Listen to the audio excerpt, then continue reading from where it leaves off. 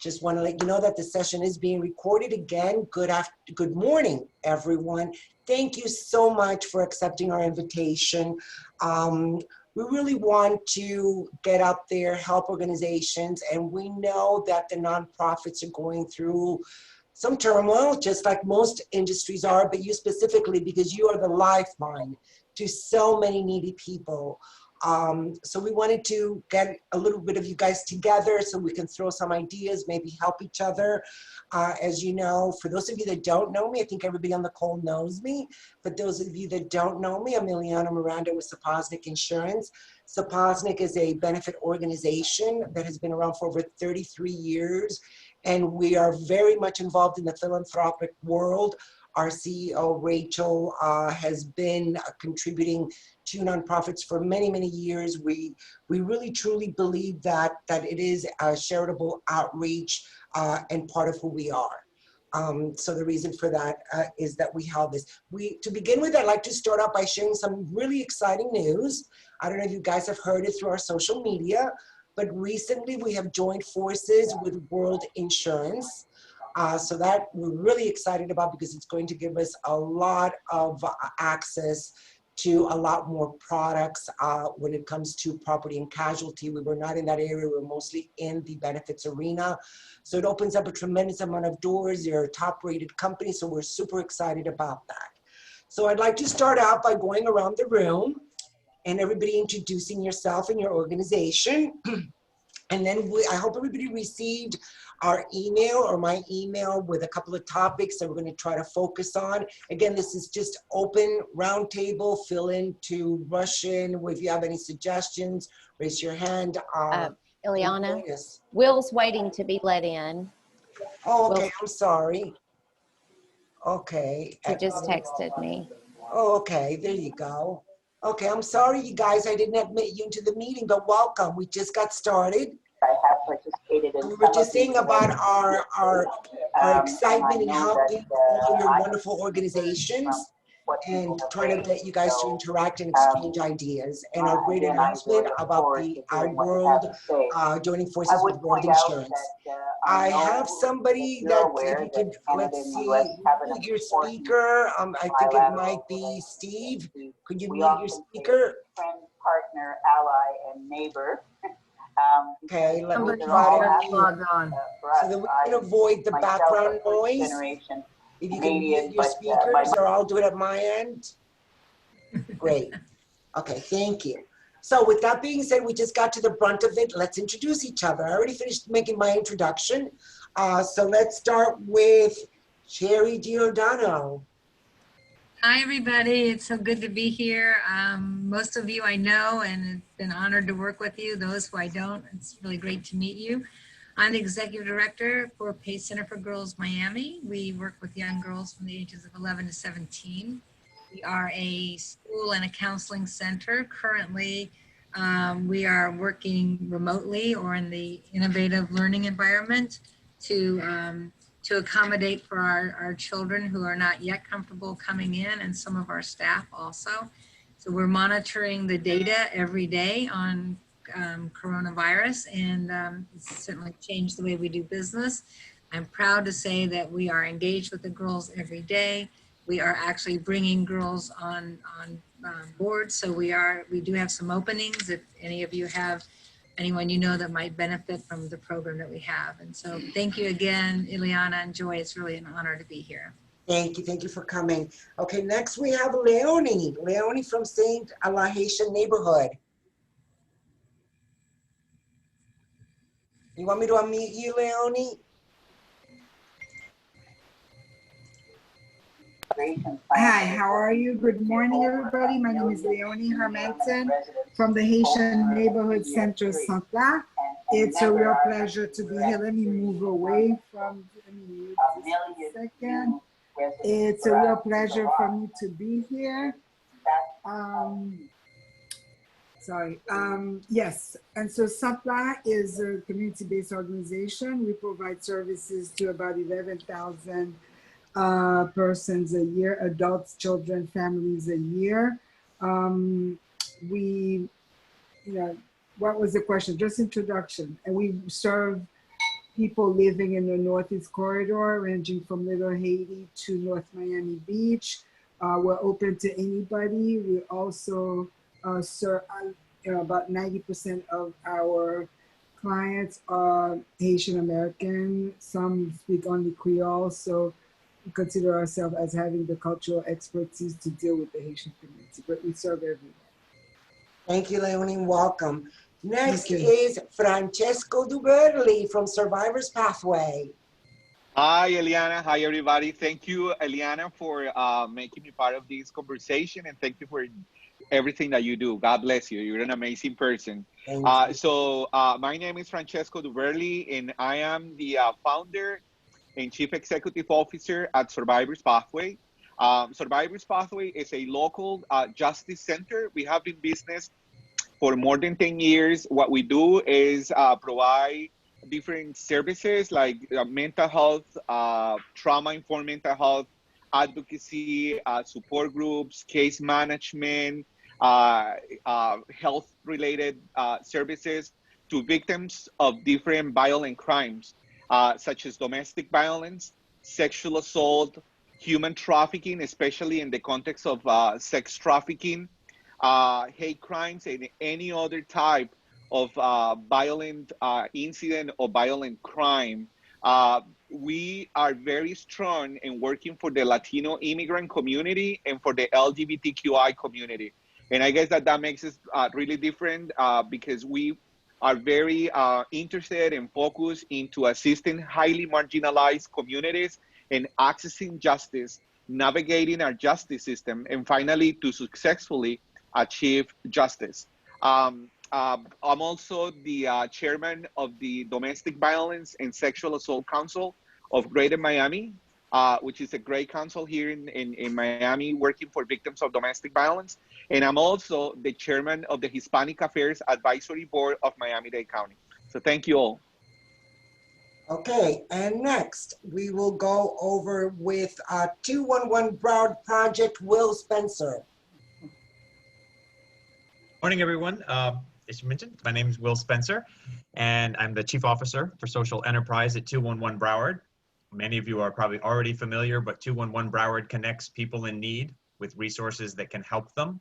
We answer calls 24 hours a day, 7 days a week, 365 days a year. In the current pandemic, economic and political situations, you can imagine that people are stressing more and that their needs, basic needs such as food and emergency shelter, have nearly doubled. We're operating at 192% of normal volume, but we're prepared to continue fully assisting.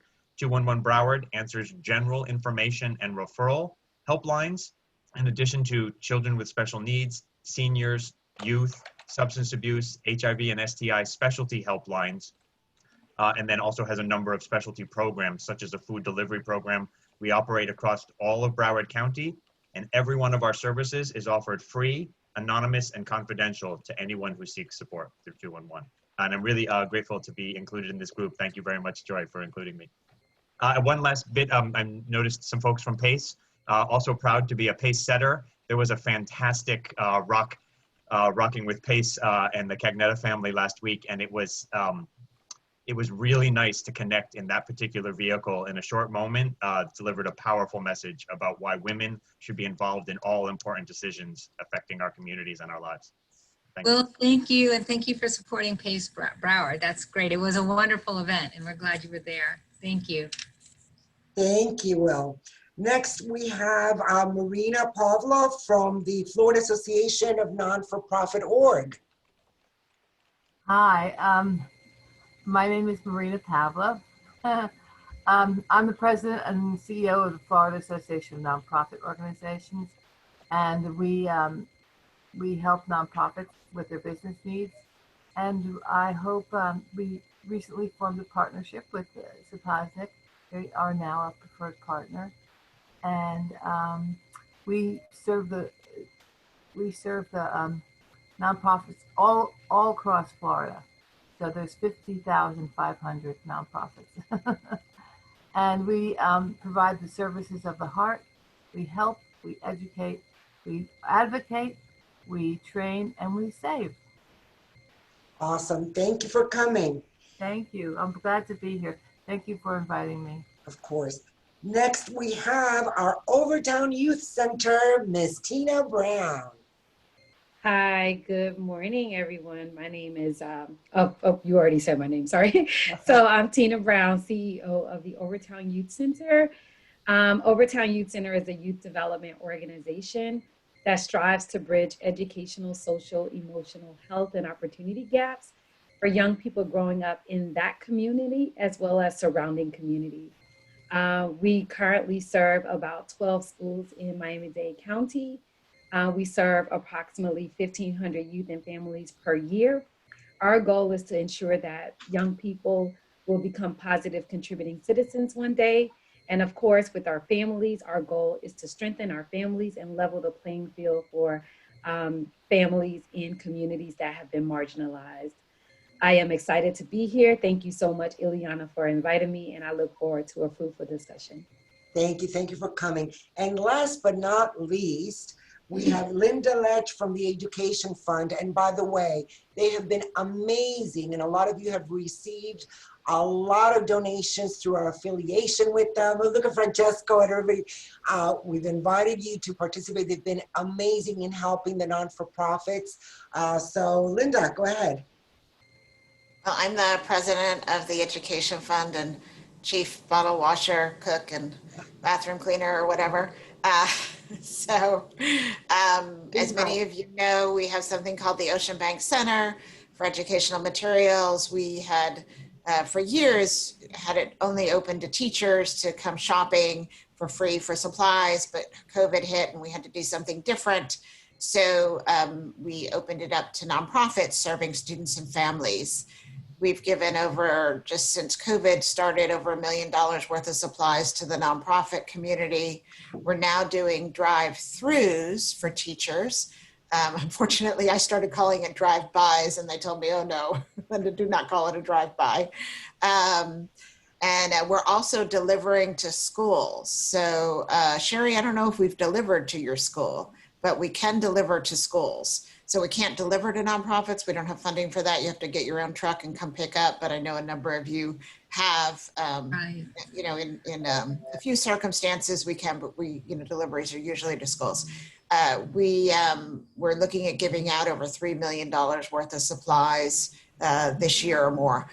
Besides that, we have programs at every single school in Miami-Dade County, everything from training teachers through our Ideas with Impact program. In the spring, we had over 3,500 teachers register for our free webinars. Teachers were desperate to learn how to teach virtually.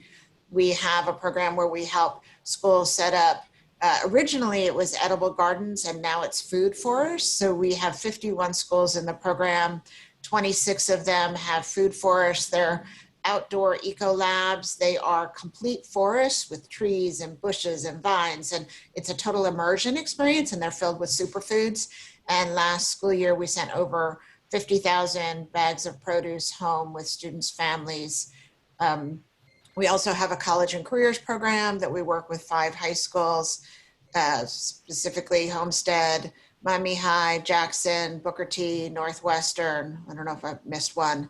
And do a variety of other work. So our goal is to work exclusively in Miami-Dade County, although we're happy to be a model for anyone else out there, and to improve the schools and education so that every student succeeds.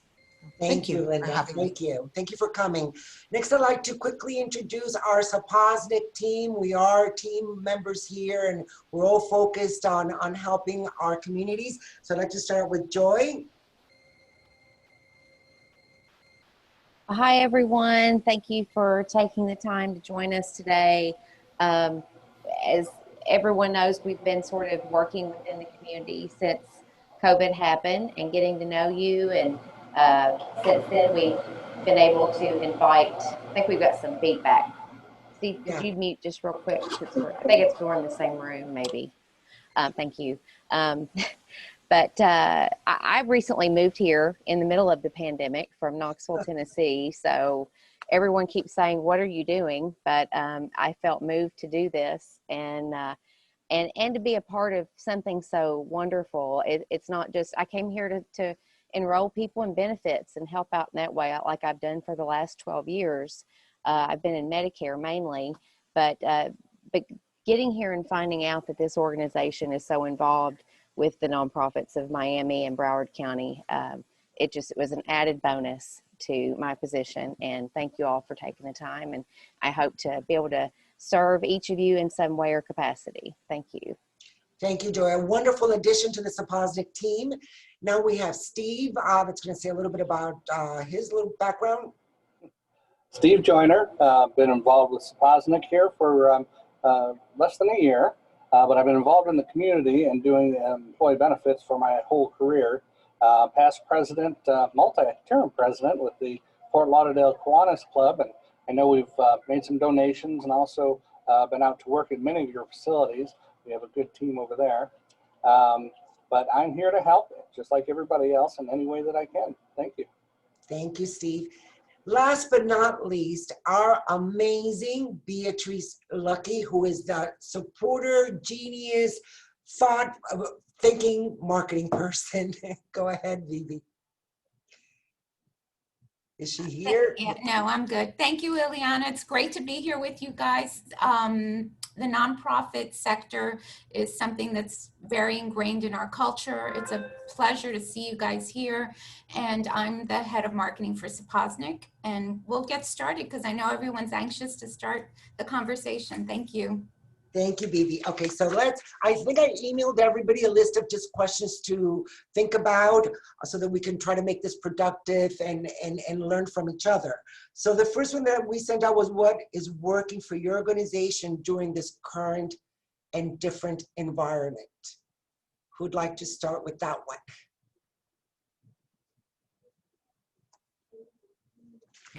Okay. I mean, I can say what is working, surprisingly, is all of the technology that we've been able to use.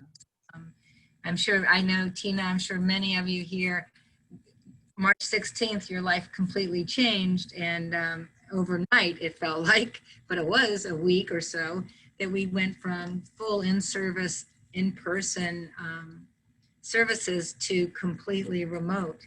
And one of the things I'll say that we discovered is, we always give our children such credit for being so technical, and because with an iPhone they can work magic, but what we found out is that's the only part that they can work magic. When it came to a laptop or a computer, which we provided laptops to everybody, and applications to get into the classrooms, it was a whole different story. So what we found, we were teaching our teachers and our children at the same time how to use technology. Same with our counselors. And we have many HIPAA compliance that we have to support. So we needed to find the right application to do that for our counseling. And I know that kind of now sounds like that might have all been problems, but the beauty is that we were able to turn it around, and we're able to provide the services that our girls needed even more now through technology. So I'm thankful this happened now and not maybe 20 years ago. That's true. Anybody else would like to add to that? Sure. So since Sherry and I are in similar lines of work, I definitely like to echo that, utilizing technology has definitely been a plus for us, being able to transition our programs virtually, utilizing Zoom. And I think it's also really increased our, effectiveness in communicating with our team. Everybody is usually really spread out, and so you think that you have to call a meeting face to face. And now it's just like, hey, let's meet via Zoom. And I know we're all fatigued by Zoom meetings, but for us, it's been extremely helpful in having our team come together to communicate and share. And I think, this has also created, as a leader, a level of trust in me that I don't know if I had before in my team. So I've been extremely proud of my team that's been able to pivot and think outside of the box. So things that we used to do and we thought we always had to do in person, we're shifting, and we're looking at, how we'll do our business differently now and in the future, especially for the different levels of children that we serve. You know, elementary school students, you know, they love programming a certain way, but middle and high school students, it's hard to, you know, get them in one particular place. But now giving them the Zoom option to meet, it's just really going to increase our level of participation and engagement with our young people. So I'm extremely happy about, this pandemic in some regard. So that's pretty much, all that. For me, this is Leonie. I think that technology has been very challenging for us. We've had to remain open while everybody was closing and pivoting. Our numbers increased dramatically because we were helping, over 100 people a day apply for unemployment benefits. People who had no ability to access the system digitally. We have served over 3,000. It's over 3,000 people now with public benefits, all in person. So we've had to be extremely careful about protecting ourselves, about changing the way that we, people have to wait in line, we have to have chairs, we have to serve water. I mean, it's been a whole turning around, but technology has been the challenge. We've done surveys for our clients and we realized that over 70% of our clients do not even have an email address, do not have, they have their phones, they don't have Wi-Fi. So this is one area where Santla is delving into, and if there's any expertise around the table, we would love access to the expertise on. We've gotten a small grant to begin teaching technology to our clients, and it's a population again that that combines limited English proficiency, to some extent limited literacy, and so we have a lot of challenges in helping our community access literacy. So while with some of our parents and our youth, we've been able to combine Zoom, phones, WhatsApp, because again, not everybody even has the phone system to do Zoom. Technology has been the challenge, and it's definitely indicated to us that the digital divide is real in our community, and it's not simply about Wi-Fi connectivity. It has to go deeper into educating people about some of the basic principles of being online. Our community has missed out on a lot of resources because of the fact that they couldn't apply online at the same time, at the same pace as other people.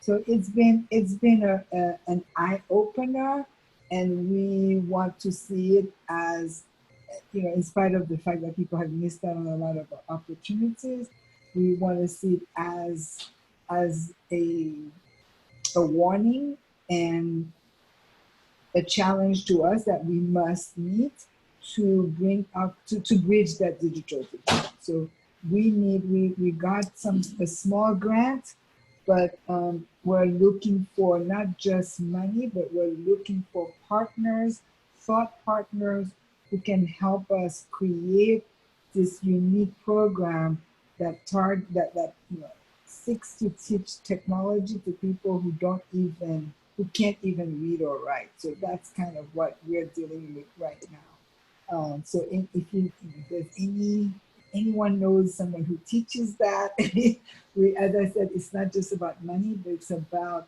folks who have the expertise who could be of assistance.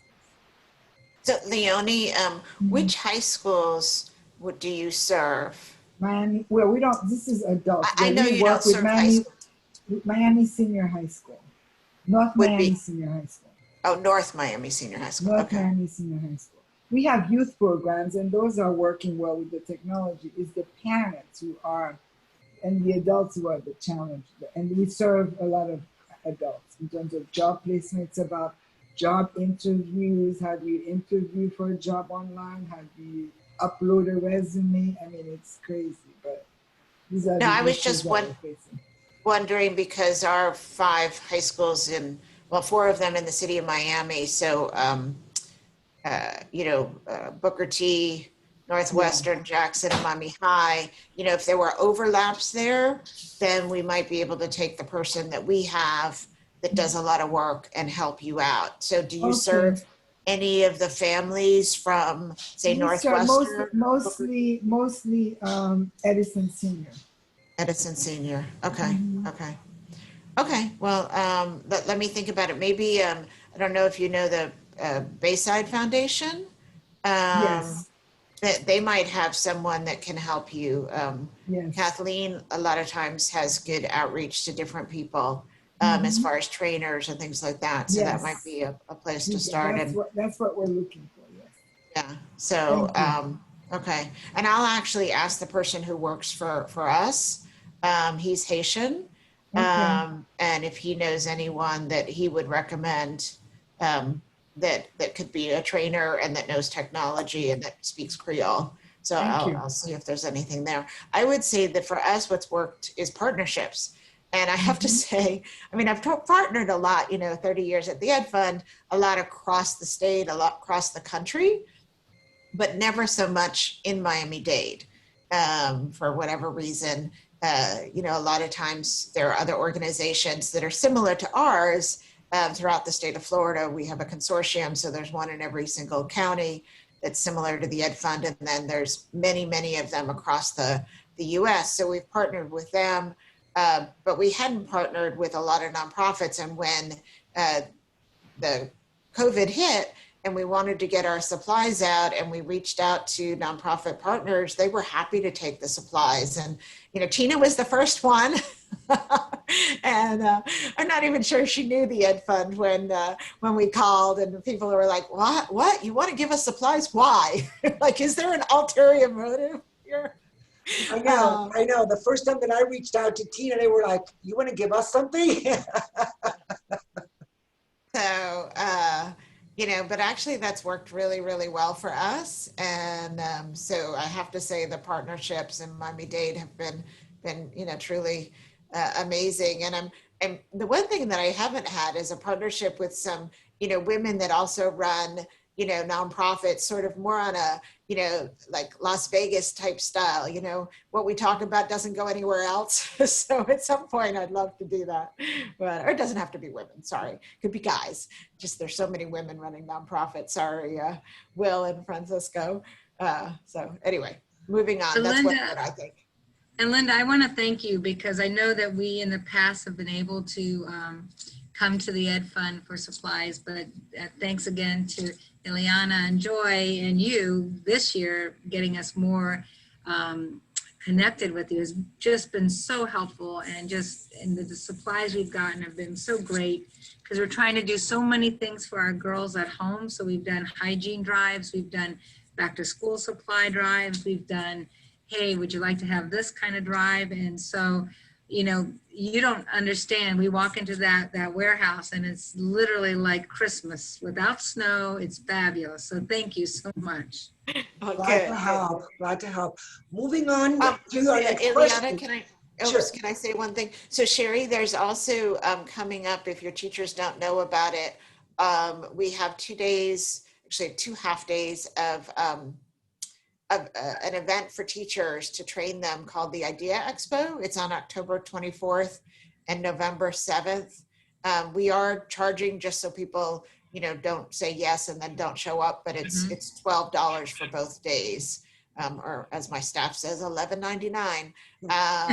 If you need free passes and you can guarantee the teachers will actually show up, we could do that as well. I could give you a code just for your teachers. So if you're interested, it's a by teachers for teachers. And I think it's about 44 different workshops that they can choose from, how to do all sorts of different things. And it's by teachers for teachers, so they can also support each other. And it's all Miami-Dade County Public School, Miami-Dade County teachers. So, and anybody else that deals with teachers, let me know. We could probably get you a code. So Sherry, if you're at all interested, send me a text or an email and I'll make that happen. I'll check with Awesome. my Yes, AM. Thank you so I much. made sure to include everybody. Everybody has each other's emails, because when I send the information, I wanted you to have a connection with each other, so everybody does have everybody's email. And Sherry just moved in straight into our next item, which is really how have you conducted your fundraising events? Have you been successful? Have they been virtual? I know that some of you have been very, very active in continuing to serve our community and getting out there. Francesco, I want to hear from you, because it is really, you're the lifeline. So with that being said, who would like to start? Did I lose it? I'll jump in. Okay, go ahead. So I was just going to say questions 1 and 2. I don't know if we're jumping over number 2, but resources and groups that have been effective kind of merged together for me, much like Linda. I would say that partnerships and community have in fact been what's working for 211 Broward. It is not out of the norm for us to work remotely. If you imagine a call center, it's generally very limited face-to-face. We do have some, but most of our work is remote.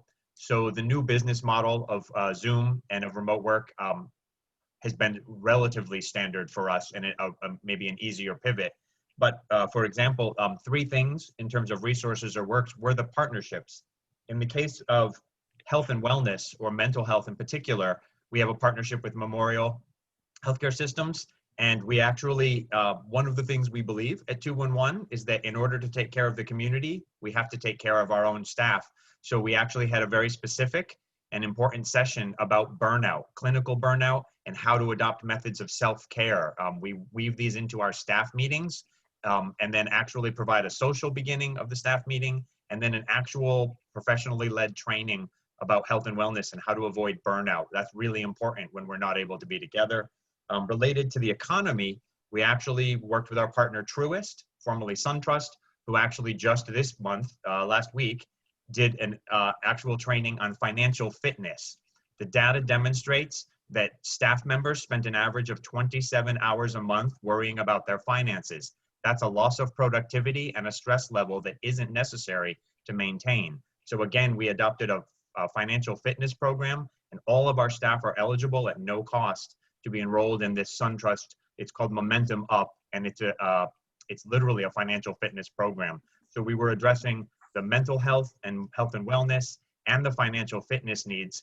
And then last but not least, we leveraged a partnership with DoorDash. 211 Broward has been responsible for just shy of 100,000 meals delivered through partners. So we have 3 different schools and 5 pantries, and we're delivering meals every single day of the week at no cost to the partner or the recipient.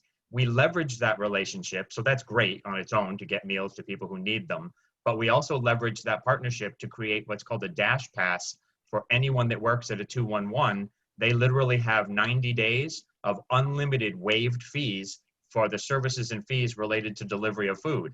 We're all at home, social distancing more, and so while that may seem limited, the overarching support is to members of the community who need food or other resources, but we were able to bring it home for our staff and give them all a complimentary Dash Pass, which allows them to have unlimited, no-cost deliveries of food for themselves. So that's health and wellness, economy, and food. Those are really the 3 pillars that we're always working to help. And I think that we found that by strengthening our own staff and our own team in these regards, they're better prepared to help those in the larger community. And so those are 3 things. Thank you, Will. And a resource that I would like to add, resource, thank you, Will, that maybe you guys are aware of, or maybe you're not, we'll be more than happy to send it to you.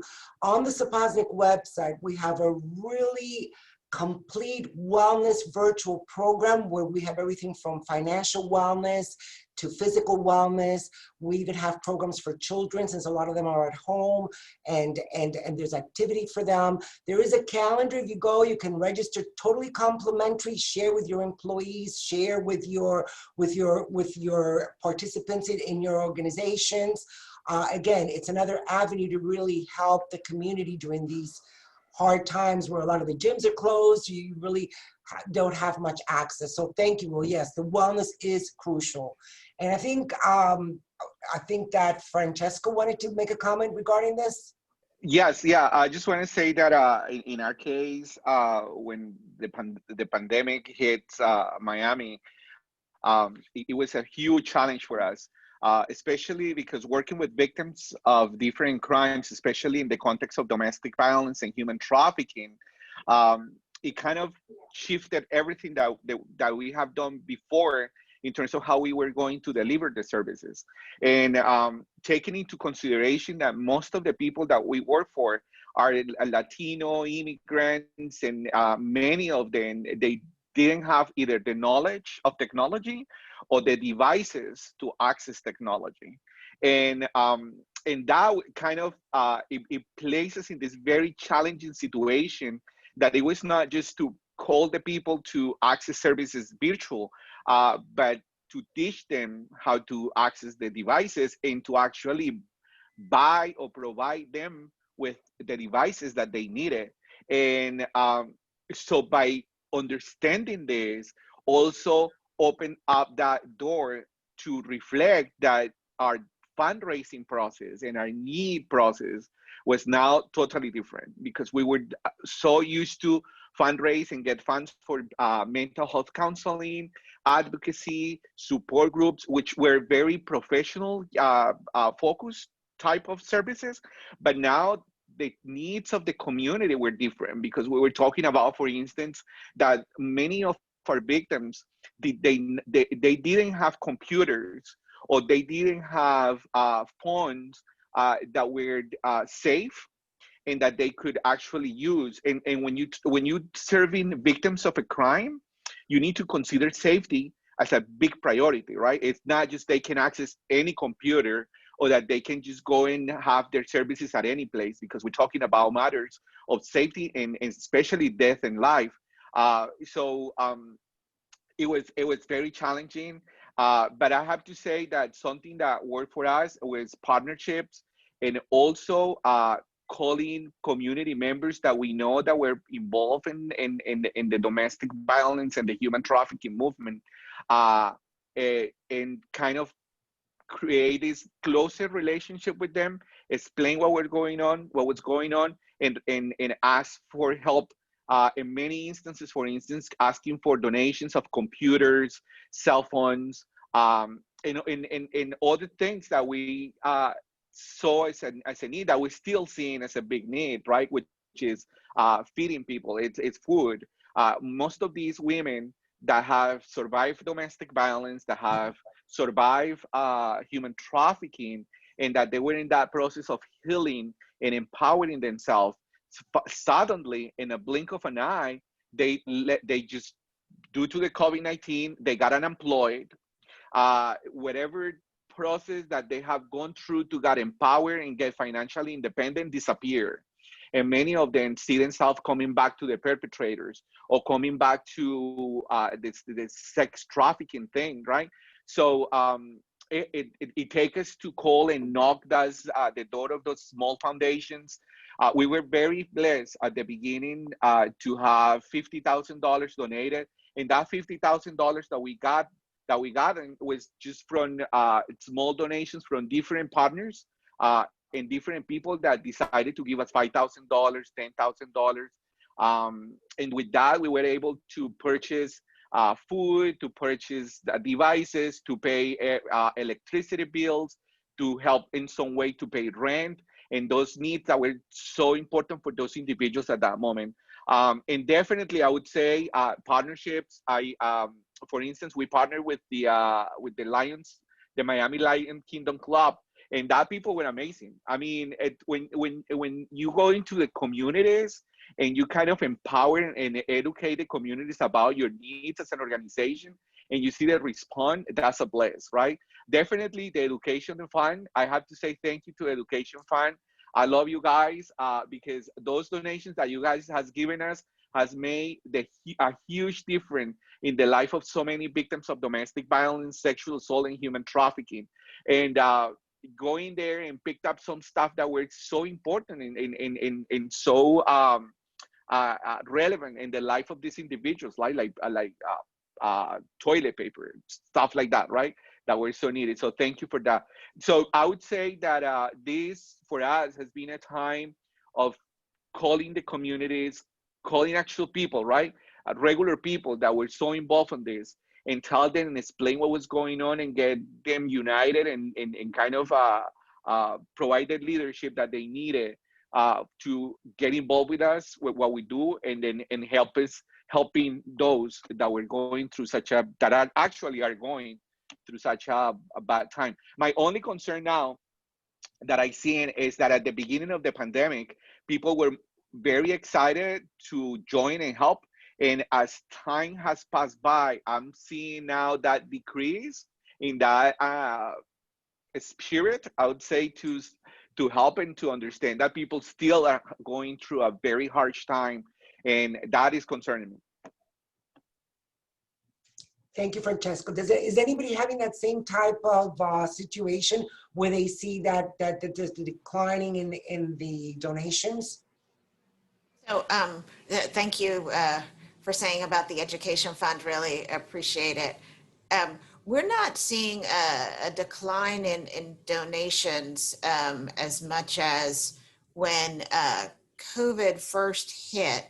I mean, literally almost the first week. It's probably the first time in 30 years that I really thought about quitting. We had somebody that had basically given us a grant, a large grant, and they took it away because they wanted to give it to organizations that were helping with COVID.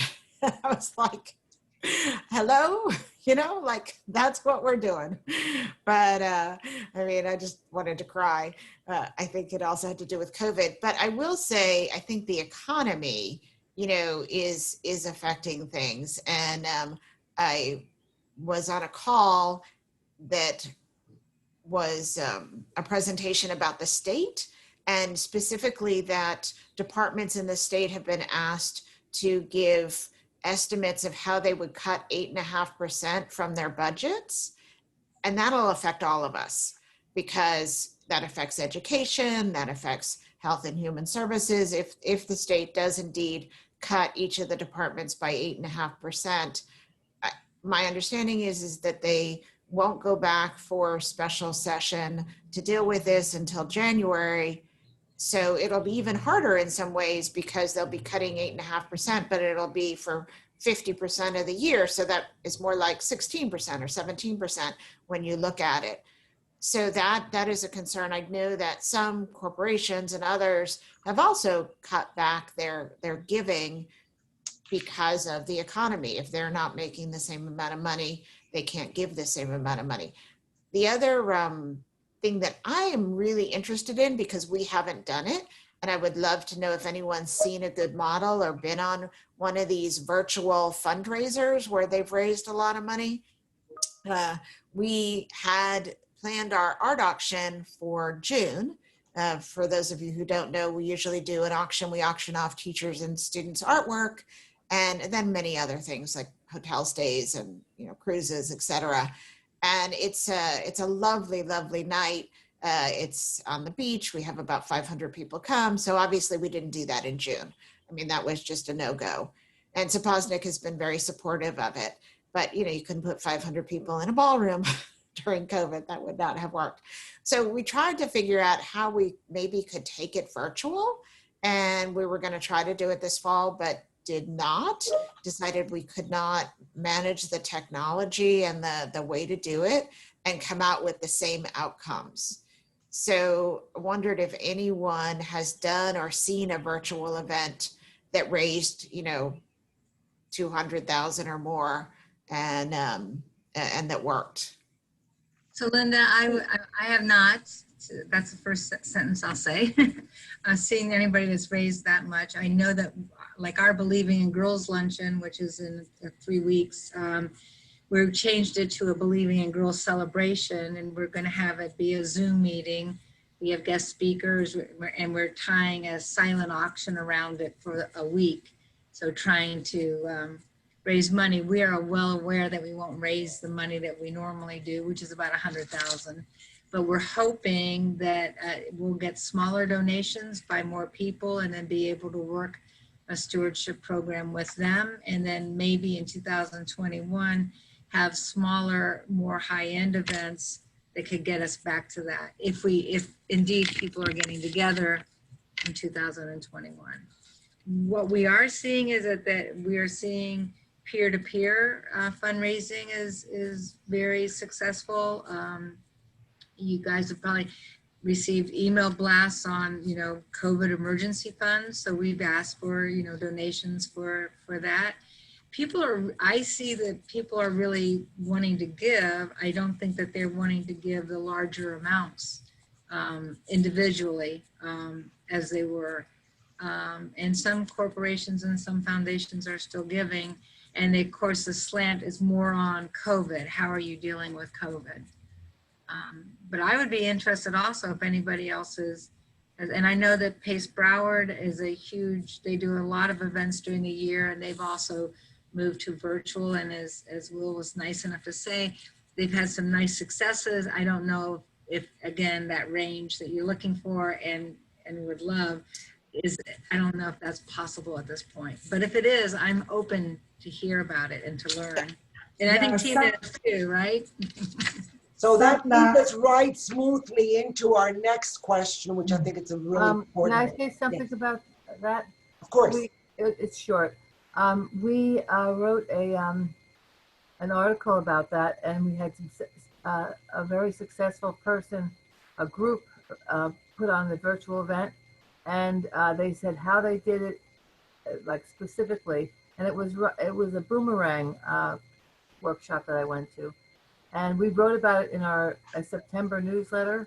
So I'll be happy to share that information with you. Oh, please. It's Thank you. It's on our website, how they did it, what the special things that made people interested. They actually increased the amount of people that were able to come because there were no boundaries with the virtual thing.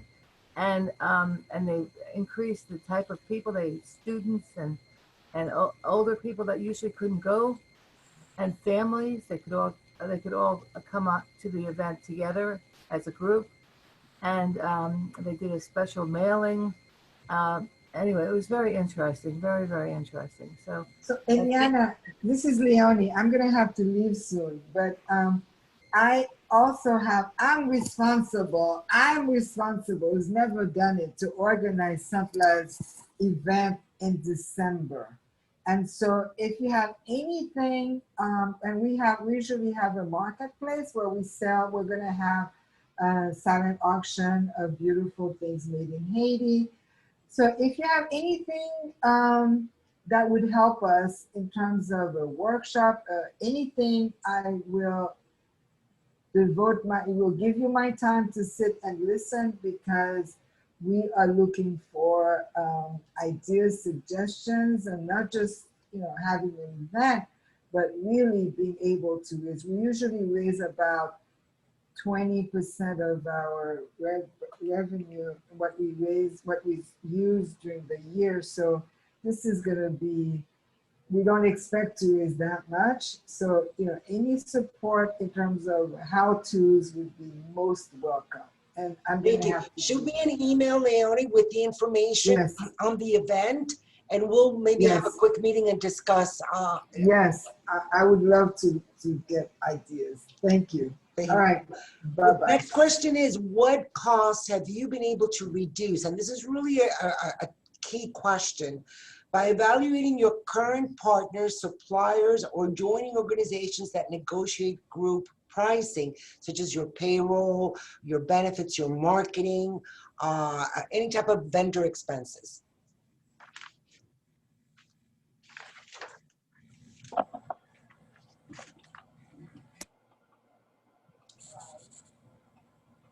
Any input? Would you like me to speak to that at all, Liliana? Sure. You can go ahead and open up the floor, Steve. Thank you. Okay, thanks. Well, I know that we have worked with, and part of the advantage of us working with World Insurance and all of their resources, Marina and I and some of their team that specialize in nonprofits have put together some programs. Marina, do you want to share some of those? Perhaps the unemployment program? You're on mute. I know. I had to get myself off of mute. Yeah, well, we've been doing these programs for quite a while now, and we have we have some success in them, and we have an unemployment program where people can get out of paying taxes, unemployment taxes, and then go into the self-insurance fund. And we've saved, like Broward House in Broward. We've saved them $55,000 in 1 year. That was in 2009 during the economic crisis. We have other similar cases to that, the Goodwill and others. And then we also have the health insurance program, which we're developing now. Thank you, Marina. Yes, if you're interested, we can provide you with more information on what Marina mentioned in regards to approximately about 75% savings on your state unemployment taxes. So feel free to reach out. We're here to help.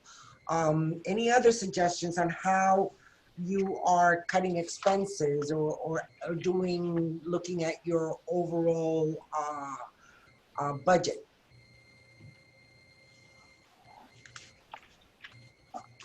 On our program, we save them organizations between 60 and 40%, between 40 and 60%. Awesome. Not 75. We're also putting together, as mentioned a little bit earlier, a program that for association members that we're getting because of the changes in the ACA Affordable Care Act law, which are starting to benefit businesses that they had taken away. As many of you are aware, there were large association plans for health insurance, for payroll, for all that years ago. And that kind of eliminated it. But the law's changed, and it's allowing us to do that again. By combining all the different businesses of similar businesses together, we're able to get discounts from these different providers, from the insurance companies, from prescription providers, payroll, on and on. So that's something we're working on putting together right now. So can I mention one thing? There is an organization or a company called Advisory Cloud. And Advisory Cloud has a bunch of companies in it where people go to donate their services and serve as an advisor to organizations. I'm serving as an advisor now, actually, to a nonprofit in Pennsylvania. Linda, I didn't tell you about this, but it's super interesting. And what it is, it's really, you're getting free advising services from whatever you may need. So in my area, it's marketing. But when listening to, before that she said she needed technical services, you know, there you can choose from a list. I mean, do you need a financial help? And then you just put them on your advisory board, and it's a benefit obviously to the person doing it because they can say they're serving as an advisor to your organization.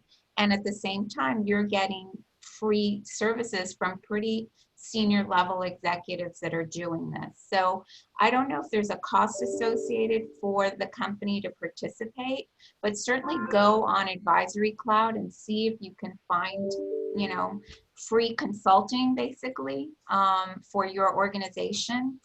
That might be of some help to you all. Thank you, Bibi. That's really great information. So yeah, the purpose of this was to provide resources. I don't know how many of you, and I got this information from Bibi as well. There is a magazine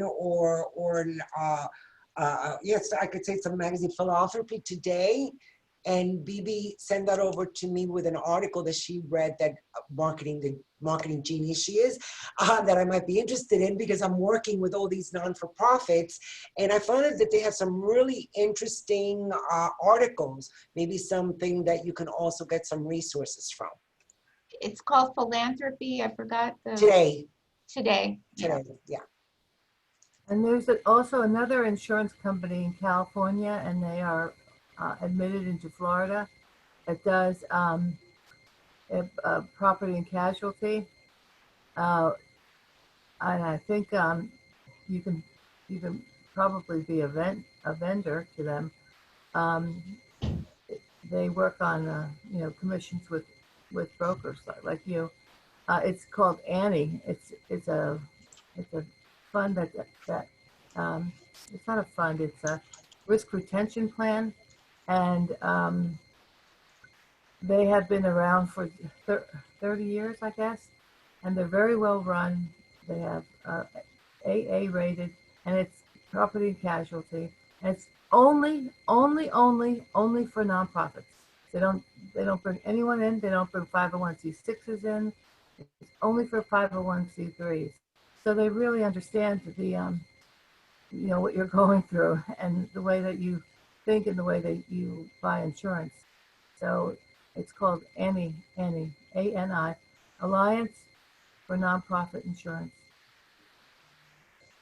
With that being said, as I mentioned earlier, with our joint venture with World Insurance, they also have a specific non-for-profit, everything from your workers' comp to your property to, they have a really nice program. And again, if you're interested, they're huge.